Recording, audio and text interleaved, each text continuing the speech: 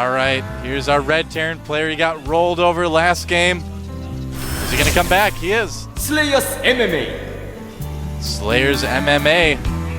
People call him the son of Boxer. Not the biological son, of course, but the spiritual successor to the playstyle of Boxer. Here's our other player, winner of the last game, looking pretty good. He is. Startail Bomber. Startail Bomber. You know, both these guys were Broodboard players. Yeah. And Bomber, it's interesting that he's winning here because he actually had a little bit more success in Brood War.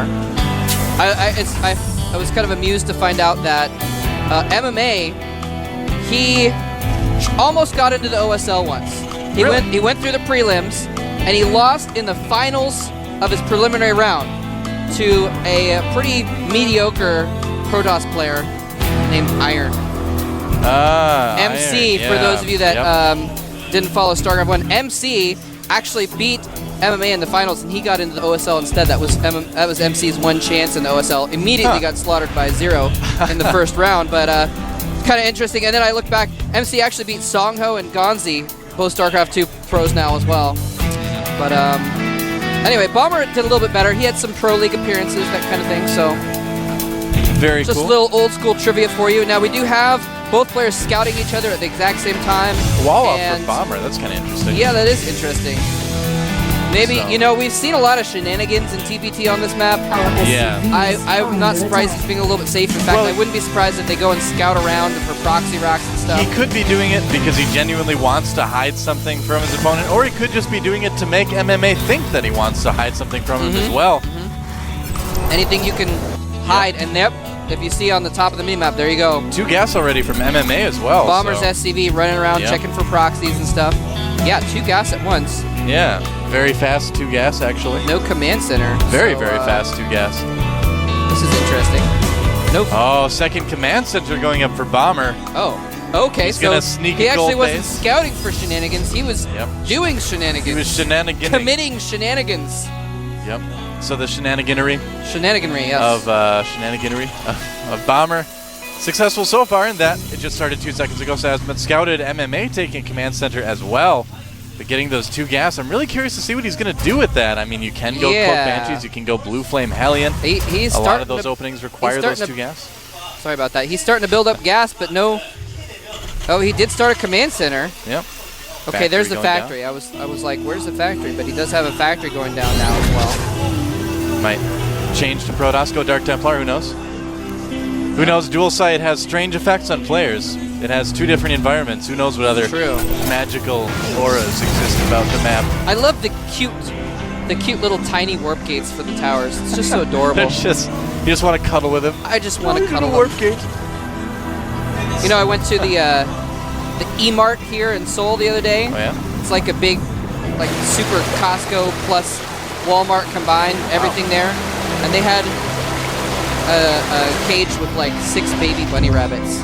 Oh. It was so adorable. Wow, you got everything there apparently. Yeah. Warp gates, bunny rabbits.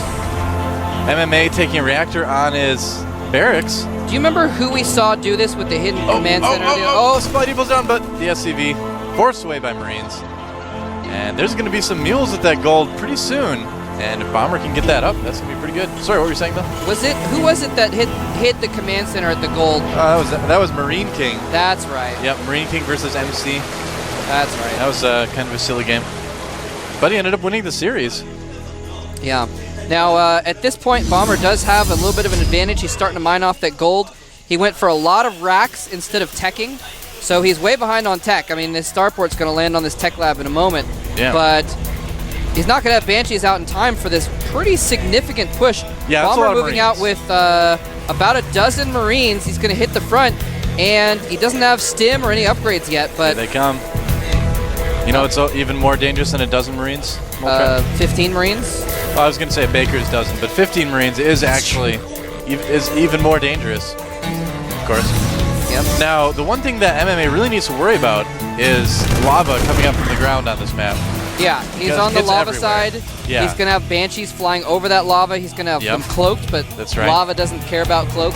That's right, lava just goes through everything. Oh, look out, SCV! Like this. Oh, Marines he's sending one Marine in to see what the situation is, see if the coast is clear.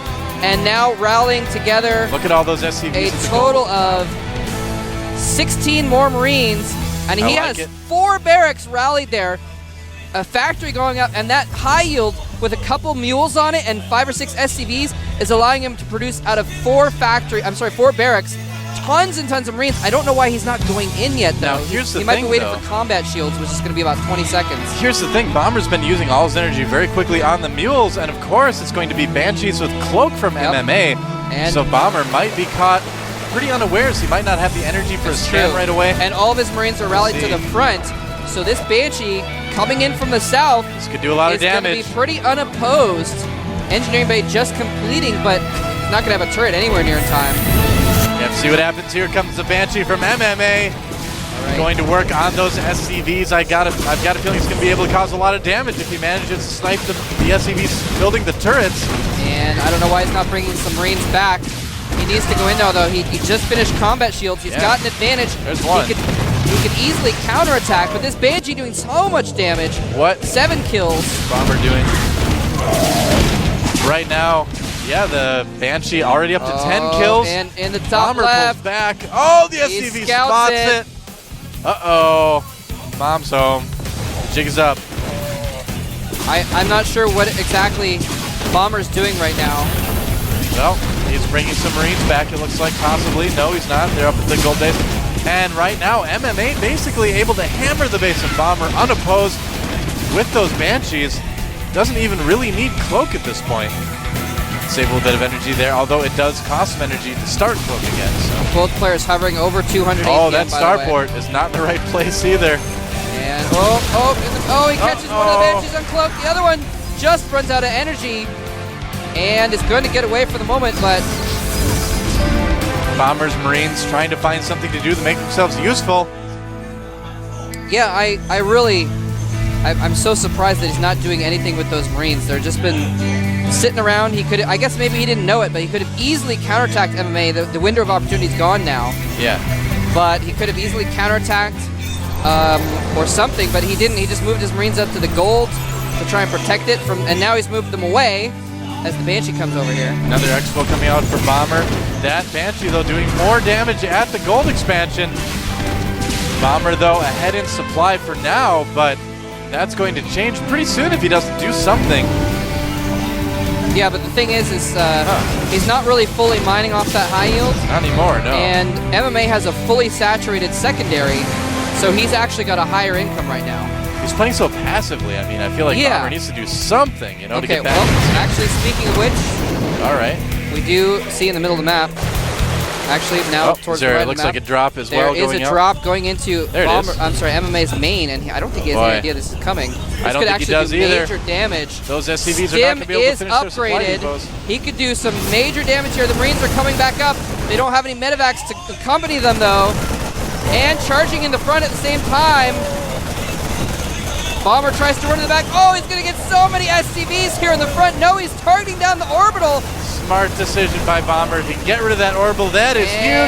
SCV standing there like, Orbital no, goes please. down. And these Marines for MMA are going to be able to clean up the Marines of Bomber, but MMA down to just 1 base again. Wow. Bomber is on 3. This is looking pretty good for Bomber right now, Yeah. despite kind of being a little bit passive earlier in the game. Yeah, took that expansion that is natural at the same time, and that high yield just has a few SCVs and a Go for mule. lava. It's close. That was a close one. Just a few SCVs and a mule with the high yield, but it's, again, just more of an advantage. So even though he lost all of his Marines, which is actually a pretty big deal, because now we have MMA putting some counter pressure on, he was able to remax, or not remax, but Bomber rebuild his again. army, and they're Bomber forcing MMA back. Yep, MMA does have a slight advantage in the Marine count, and he's going to push Bomber back just a little bit. It's kind of starting to look like the Revolutionary War. You've just got like lines of Marines shooting at each other. It's very honorable combat. Well, maybe not the Revolutionary War, but Like a marauder rides up on a horse. wars previous to the Revolutionary War, since the rebels kind of changed up the that's tactics true. and You're stuff. right. Started doing more Yeah. Marine King style fighting. That's right. Lots Drops, of drop harassment. hiding in the bushes, That's right. harassment, that kind of thing. Yep. Sneaking across the Potomac in the middle of the night, Christmas morning. Yep. That's something Marine King would do. Marine King would sneak across the river in the middle of the night. Buzz MMA with a Banshee. Look out. Meet me by the waterfall, says the Banshee. That is not what Bomber wants. Oh, the Banshee. Gets that last hit. Don't worry, the pilot dropped in the water. He's fine. What is this, like a cartoon show where no one dies? Yeah. They always show the bad guys getting thrown off the building, but they don't actually hit the ground. They just fall in the water. That's right. They're like, oh, I fell 1,000 feet, but I'm fine. I'm just angry about my plan getting foiled again. Then they twirl their little mustaches. The Monopoly guy drives up and picks them up. So, what is it with you and mustaches today? I don't know. Should I grow one? Uh-oh. Expansion found. Yeah, MMA's taking that high yield, and that's, he knows he's behind. He has to get back into it somehow. That's kind of the way to get back into it. Bomber has abandoned the high yield in the top left. He's going to float that orbital down. I'm not sure. I guess it was just too out of the way, too risky of a base to take. Probably going to take the bottom middle. And whoa, huge drop coming here for Bomber. He's going to try and take out that fledgling high yield before it can morph into a planetary. MMA does not see it. This could be bad for MMA. Oh, the Medivacs even taunting the Marine with his lack of vision. Bomber floating about like a beautiful butterfly. What is he doing? He's probably going to drop. He's getting ready to sting like a couple dozen bees with Gauss rifles. That's right. Bee rifles. Is MMA allergic to bees? MMA does have a sizable army in the middle here. He's kind of patrolling it around and could do some damage in a counterattack theoretically. Bomber, well, no, actually Bomber has more. Bomber has about the same army at his main, despite the fact that he has those 3 medevacs full. Yeah, he's a little bit ahead in supply right now. MMA obviously pretty far behind. Bomber stimming out. Maybe thought the army was there. Deciding against it. Still hasn't dropped down by the gold, though. I'm a little bit surprised about that. Yeah, I'm surprised too. Yeah, now it is a planetary, though. That's he had a chance where it was still morphing, and he could have easily picked it off without any trouble. Now he's going to move in to that bottom right and drop behind the mineral line. Here comes the drop. Yeah, he can get range of the mineral line. He's going to drop a few Marines off and go for the main with the rest of the force. That is so MMA's smart. army coming down to the south to combat those 2 Marines, and he knows it. He knows the drop is continuing somewhere else. MMA dropping some Marines off at his main to defend, and Bomber just kind of floating above the lava. Smart move by Bomber. I'm sorry, by MMA. That's right. He's going to drop off the 1 ring, then he's going to move on to MMA's base. Now, Bomber moving out with a pretty good supply of Marines and tanks right now. Starting to transition into more of a normal TVT composition, getting that Marine tank going, securing his 3rd base right now. Yep. And I like how MMA, he's got 1 single Marauder in his army, just for fun, just for kicks. Hey, why not? Because that's 2 more Marines. The Marine did see that medevac for just a second, but then decided to I like this Marine standoff those here. Marines do see they each other. They both see each other. They're like, all right, walk 10 paces, turn and fire. No, it's like Romeo and Juliet. They're like, we can't keep meeting like this by the 3rd expansion. The other one's like, no, it's fine. MMA will never know. Bomber moving out across the map there. And a drop from Bomber. Oh, MMA's ready. Is he going to get the medevacs? One getting very low. Bomber escapes again. Medevacs survive. Here comes MMA, though. He's going to be able to pick up a tank. Nice concave for MMA. Pulling back a little bit. Bomber does siege up. Nicely done. Whew, had to pull back there, but Bomber came out ahead in that fight. That last volley taking out a few more Marines and takes the supply lead of 40.